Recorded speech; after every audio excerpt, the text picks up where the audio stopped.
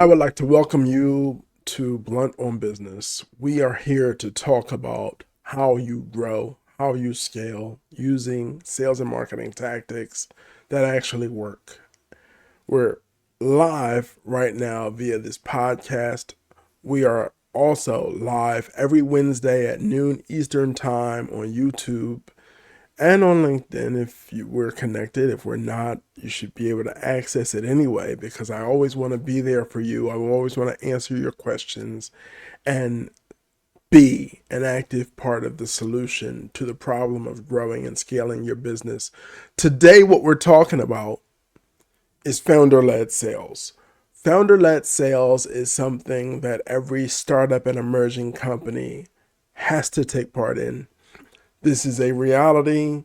Grandpa did not leave you $2 or $3 million, so you have to bootstrap this. This is your baby, your vision, your concept of how the world can be at a better place, your understanding of how a need or a want in the market can be solved. And until you can afford to hire expert help like myself, you need to get it done yourself. So I want to play an active role in making sure you're successful. So that's today's topic on Blunt on Business. We want to cut through the noise. I don't want to tell you a bunch of gimmicks and blah, blah, blah, blah, blah. I want to have a positive impact on the lives of everybody I touch. So today on Founder Led Sales, we're going to talk about success and scaling of your business.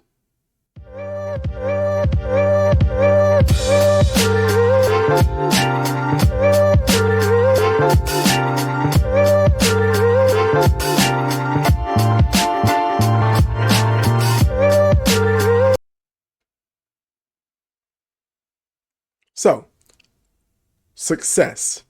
How do you achieve success as a founder who's responsible for sales? Well, why are you in this place? You don't have the budget right now, right? Maybe you're not venture backable, maybe you are, but right now you do not have the budget to hire the level of sales or business development help that you need, right? It's 2024, we're walking into 2025. There is a low chance that you're going to find somebody that will do commission only who is good. So, what do you need to do to be successful as the founder leading sales in your organization? One is the value proposition. The value proposition is this statement that sums up the way you solve the problem, the want, the lust, the need of your ideal client profile, right? Never stray too far from the value proposition. Why? Because selling value is your best chance at success. Selling value is your best chance at success. Selling value is your best chance at success. I said it 3 times because, listen, there are a bunch of gimmicks, there are a bunch of tricks. I've been in sales 26 years. I've seen it all. Oh, you got to connect. You got to push their emotional button. Nah, not anymore, babe. Now, nobody wants to be BS'd. Take the BS and flush it down the biggest toilet you can find. What people want to do is be helped. Okay? The value proposition, which is the proposition, the proposal, your product or service, your offering makes to the world of how it helps, how it adds value, how it positively impacts. That's your value proposition. You want to be so clear on that every email, every call script, every post, every social media, your LinkedIn profile, everything, coffee conversations, 15-minute Zooms, everything is an opportunity for you to gently communicate the value proposition. If you need help clarifying how do I craft a value proposition, I don't really understand this, stop by Wednesday at noon on YouTube and just jump in the comments and ask your question, and we'll deal with it one-on-one right there live. Right now, we're going to keep moving. Okay. 2, in succeeding as a founder who is leading sales in your organization. Number 2 is the low-hanging fruit. You are not Rich Laster. You are not some 26-year sales expert targeting exactly blah, blah, blah, blah, blah. What's the low-hanging fruit? Right? You got a company to run. You got 2 hours, 3 tops on a good day when you can buckle down and sit on the phone and at that desk in that email and doing outreach to source deal flow. Who am I spending that 2 to 3 hours a day on is the low-hanging fruit. They're my ideal client profile. They're the person who sees my product or service, they see my offering, and it's sticky to them. It's just naturally sticky.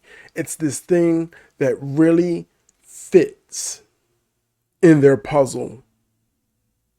The low-hanging fruit. This is very simple in your product development, right? Remember that when you built this business? In your product development, you did a lot of talking to people who your offering is a solution to. Well, there you go. There's your low-hanging fruit. You reach out to them. Hey, we're live. I would love to schedule a demo. I would love to talk to you again because everything you told us to work on, we've done. We've refined the product. We've built it out in such a way that it solves every problem you said you had. Now, be aware.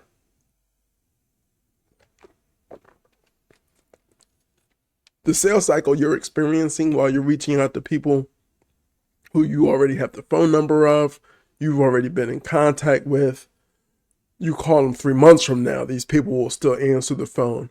These are warm contacts. These people do not influence what the sales cycle is for your industry. You're not going to know the sales cycle, okay, until later down the road. But what you know now is all I need you to know. You know your value proposition, which was number 1. Number 2, you know your low-hanging fruit. You know the people who you built this product. You built this service. You built this offering to be a solution to a need that they have. Boom. I need you on the phone with them 2 to 4 hours a day, having the conversation about what does this help. You know it helps. Remember, this is your low-hanging fruit. This is your low-hanging fruit. These are the people you know you can help. These are the people you know you can impact positively. So help them. Number 3, in achieving success as a founder who's leading sales. Tell the story right. What the hell are you talking about, Rich? I'm glad you asked. You're going to tell the story right. Every salesperson in the history of salespeople, the very reason why salespeople sometimes get a bad name, has always told the story wrong. They want to sell. They want to convince you to buy. You're going to tell the story right. The proper way to communicate the value proposition of your offering is to first Even though this is your low hanging fruit and you think you know everything about them, you need to show some respect. Hey, last time we talked, I was building a product out and you had a lot of influence in what we came up with. I kind of want to just ask some questions if that's okay. And be quiet. Sure, what's up? Ah, permission. There we go. Okay. We were trying to solve X. Is X still a challenge for you? I'm asking if the product or service, the offering that we came up with to be a solution, do you still have the problem and are you still in need of that solution? Ah, big deal. It's great. It's tremendous. You listening? Well, actually, I kind of went with another solution, but why do you ask? Well, we've checked every box you suggested we checked, and we've created the perfect solution. Would you like to take a look? Well, damn. Yes, I would. It's likely what a low-hanging fruit person is going to say. It's likely what your ideal client profile is going to say. Okay? Tell the story right. You want to first qualify who you're talking to. You want to know that the solution you represent, there's a need for it. 1, 2, tell the story right. Is there a budget for it? 3, is now good? Because man, if I need what you're offering and I've got a budget for what you're offering, now is always the perfect time. Tomorrow's not promised, babe. Now is always the perfect time. Okay? So these are the 3 steps on achieving success as a founder who is leading sales. 1, be so clear on that value proposition, man. You eat, sleep, breathe it, right? Because when you're not at home with your family having Oreos and milk because you're Santa Claus, then you're in the world and you're ready for war. And this is how we wage it. 2, low hanging fruit. Know your low hanging fruit. Speak to, help, eat, sleep, breathe your low hanging fruit. This is where you network, right? These are the people you help. These are the people you impact. These are the people, man, look, give 100% to your low hanging fruit because there is no one else. And 3, tell the story right. How you effectively communicate the value proposition in all things, in every email, in every phone script, in every message, even passively through the website and your LinkedIn profile, it all matters. Okay? So now, part 2, how do I scale now that I'm having success at sales? Thanks so much, Rich. How do I scale my company and how do I scale my sales efforts as a founder? Step 1, technology. You understand your value proposition. You're clear on your ideal client profile, your low-hanging fruit, and you know how to tell your story right. Well, all this work, these phone calls, this outreach you're doing, you need to be tracking in a CRM. If you have no money, HubSpot is free. If you do have money, inbox me or jump in the comments because I want to make sure I suggest a Pipedrive or some other CRM that's going to be right for you. Okay? Technology is step 1 in scaling your sales operations because you need a customer relationship management software that can track, manage, and outline clearly and simply, keyword simply, every step of moving them through the marketing funnel down to the sales pipeline. 3 simple steps. Every step of moving them through the sales pipeline to onboarding them as a customer. But make it very simple steps. We've covered this before. Visit our YouTube if you need to see that video on pipeline and marketing funnel. So step 1 in scaling your sales operations as a founder leading sales, and now you're ready to take that sales hat off. Number 1, make sure your CRM is in place and you are using it. You are tracking deals. You are tracking successes and failures so you can look back and improve. So when you are ready to take step 2 or step 3, you have firsthand knowledge of the problems, challenges, setbacks, and potential opportunities going forward. So step 1 in scaling your sales operation and taking that sales hat off is that CRM needs to be in place and functional and simple so that you're using it every day. It's just natural. It's not some headache. Okay? Copy. You got it. You're not dumb. I'm going to move on. Step 2, outsourcing.